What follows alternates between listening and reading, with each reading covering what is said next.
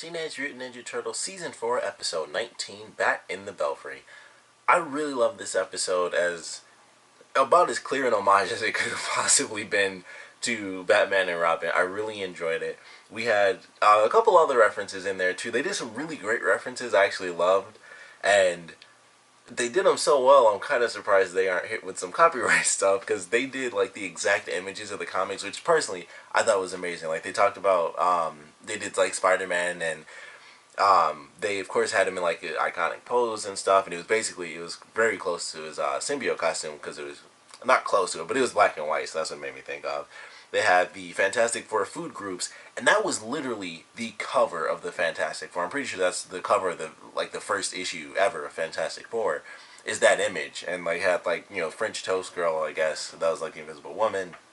And I was like, that's awesome. They have that cover, and then of course we have Wingbat and Screwloose. So I love them. They were clearly Batman and Robin. They were old school Batman and Robin. And for a second, when Screwloose was talking, for a split second, I thought for sure that was like the old guy. What was his name? It was Burt Ward, I believe is his name. And I thought for sure that was him because I was fast forwarding through the commercial, so I heard his voice first. And I was like, "There's no way this is gonna be the two of them," because they recently did a DC movie where they brought back Adam West and Burt Ward, and they're doing like the old campy version as a DC movie, as a DC animated movie. So I was like, they might actually be in this, but then it wasn't Adam West. I was like, okay. And there's a line later on. I was like, oh, this is the voice actor of Donatello that's doing Screwloose right now. But I love the episode. I really, really enjoyed it. I thought it was amazing. And it was actually it was oddly a pretty sweet action episode too. I wasn't expecting that. It starts off pretty crazy. And we have April, and this was the funny thing about this episode. This one has a huge subject in it for April that we kind of knew was going to come when she first got that crystal, and they talk about how it influences people and stuff. And it seemed like that's how it would start, and then it kind of transformed into a lesser story. But I'm still super excited about the little bit that we got where she was losing her mind. Had me super happy. I love the scene where Splinter had to come in and slam the cane down. Like, I have to, be in control right now. I thought that was a cool scene for Master Splinter. But I love what we got to see for her character, of her kind of losing it, and then the ending, she's like, I'm never going to take this necklace off again for anyone or anything. So I'm excited to see where this goes. I like to think it'll happen in the next episode because she was clearly losing her mind in this one, so I hope it actually continues into the next episode. But I loved what they did with it, even though it didn't end up being the story that I was hoping for, because I was waiting to see this story with her ever since they introduced it. I thought it was going to happen in the first half of the season when they were still in space, but I'm just excited for it. I was looking forward to that ever since they put that little hint in there. I was like, I can't wait to see her go crazy, especially with her having psychic powers and stuff. So it had me super excited. But as far as the action goes, it was pretty good. And, it starts with Casey, and he's like, holy crap, this is the monster from the comics. So everyone goes out there, and everyone gets beat up. They get hit by the laser beams and stuff. And I love Mikey. He swings in and tries to poke it in the eye, and nothing happens. But April comes in, and she uses her abilities with her fan, and she sends it through it and kills it. And I was like, holy crap, that was pretty intense. And they flat out killed it, and she chopped it up, and then it disintegrated and stuff. So I was like, that was a pretty interesting way to defeat that. But once they get Wingbat and Screwloose in, and Mikey and Casey team up with them, I was like, I love this little montage. They're beating people up. They do the comic book words and all that stuff. We actually got to see Hun in this episode with that was a quick second.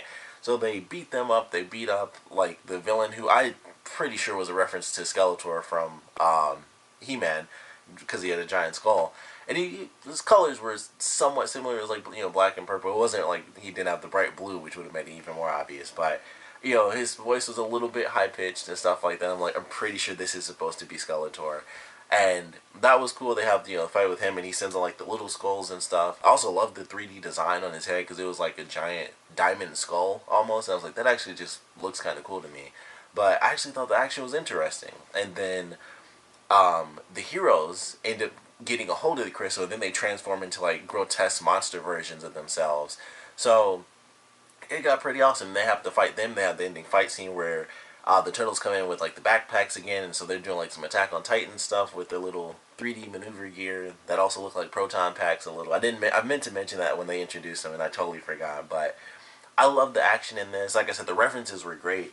My favorite one, because I actually had to put some down. I was like, I don't want to forget any of these. My favorite one is when they go to the church and Mikey and Casey are walking through, and it ends up being, it looks wooden, but it was the giant penny from Batman. And if you watch like Batman the Animated Series, you may be really familiar with it. Or maybe if you play like, I think Arkham Origins, you actually get to see the Batcave and you see the giant penny in there. But they had that, and I'm assuming the squirrel was supposed to be a reference to like the giant T-Rex that he has in the Batcave as well. But I was like, that was awesome. The giant penny thing, I was like, that's just really cool. The cover of the comic book for Batwing and Screw Loose was exactly, it was the 90s, or not 90s, but it was the old 60s, 70s Batman where they're running towards the screen, like they're animated in that actual opening. And also, I don't know why I said 60s. I don't remember when that came out. I'm pretty sure it was the 60s, late 60s, early 70s. But it's them. That pose that they have in the comic is when they're running towards the screen in the opening sequence, because it's actually animated and then it goes into live action. And I was like, I love that. Like, I didn't notice that when I first saw it, but when they went back into the comic book, I was like, that's the exact pose that they have when they're running towards the screen. They made the joke early on about the copyright or rip-offs and stuff when Mikey went Turf Lido, like he had a literal transformation, like out of nowhere he just had the costume, which I loved. But it's like, holy ripoff, and it's like, I know, but we don't have time. And then right after that, they do like the Batman thing where the symbol flies towards the camera, pulls back. So I was like, I love this. This is, they're making the jokes about it. They, have like I said, the comic book covers, all the references, all the silliness for Batman and Robin. But I loved it. I thought it was really funny and oddly entertaining. I was surprised how much I actually really enjoyed the action. It was a great blend of the comedy and action in this episode. And then, like I said, the underlying story is going to lead to its own special thing. I would love it if they had everything that happened with April in this episode be like a full hour. I would love that. Like, I feel like that's a story that could easily be like a 2-part thing. I doubt it'll happen because we don't get those outside of finales and premieres typically. But I would love it if they did it where her story with this crystal became like a really crazy thing where they had to like both fight her as well as save her, which I'm pretty sure is exactly what's going to happen. But ultimately, really great episode. Like I said, love the homage to Batman and Robin. Love getting to see the comic book covers of Spider-Man. They flat out have Fantastic Four in there, so I really enjoyed that. But Fantastic Four food groups. Getting to see the characters actually fight while it was both funny and entertaining. Like, it was actually pretty cool action sequences. It was just a great blend of the comedy and action. Probably one of my favorite filler episodes, and it had like most filler episodes, it had that hint of the main storyline. And even this isn't like, Shredder's main storyline. It's like April's main story. And like I said, I'm super excited for that. I was waiting for that ever since they introduced it because it seems entertaining. She has this superpower. It makes her kind of lose control. We don't know if it's going to just make her lose control or if we'll find out that maybe these creatures are, something about them is embodied inside this crystal, so maybe she'll actually end up being mind controlled or something like that.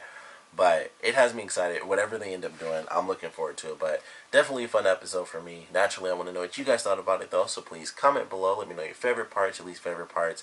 And we do have this quite a bit in this series, especially this version, I'd say, of Ninja Turtles, where we get a ton of references to other stuff. This, I think, was probably our biggest episode. Hun himself is obviously, a reference to Bruce Lee. But I would love to know, what references do you guys want to see in the Ninja Turtles series? Like, what references do you guys love that we have seen?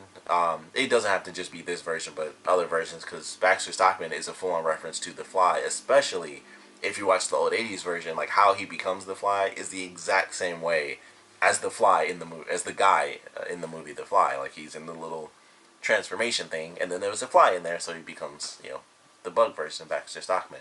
He was super awesome in that old 80s version, too. It was one of my favorite episodes, because one of the only ones I actually have on video. But when he turned into the fly in that old version, it was actually really amazing. But tons of references all throughout. Ninja Turtles is literally made as a reference to other different, comics and stuff like that. So I would love to know what references you guys would either like to see, or what references you guys have enjoyed from, all the Turtles history in general. This is definitely one of my favorites for sure. I gotta say, I really enjoy it. Um, I don't know. I think Baxter Stockman as the Fly is probably my second favorite one. Oddly enough, because maybe because it was the '80s version, and it was obviously it's like super super campy. But when he became the Fly, he was really deadly. Like that was about, as far as the episodes that I can remember, that was about as serious as it got in the '80s version. When Baxter Stockman turned into the Fly, and he was basically about to kill the Turtles, and Shredder was like, "Crap, we can't even beat this guy. He can fly and he can shoot. He's like shooting lasers at everybody. He's pissed off." And then Shredder manipulated him into believing it was the Turtles' fault, which is another reason I actually like that episode, because it just plays on that. And then he actually dies. Spoilers, I guess. But he actually dies. He gets like, I guess technically he got sent to like another dimension was what the deal was, but he gets hit with the machine that was supposed to be for the Turtles, and he vanishes, and they lose like their, big advantage. And it was all because he got manipulated by the person who was actually responsible, which of course was Shredder and Krang. So that might be why that's my favorite. I just loved those episodes. I think that's a two-part from the old '80s series, but really enjoyed it. Like I said, though, want to know what references you guys have enjoyed from the series, or what references you guys would like to see, and of course, would love to know what you guys thought about this episode in general. So please comment below, let me know, and thanks for watching.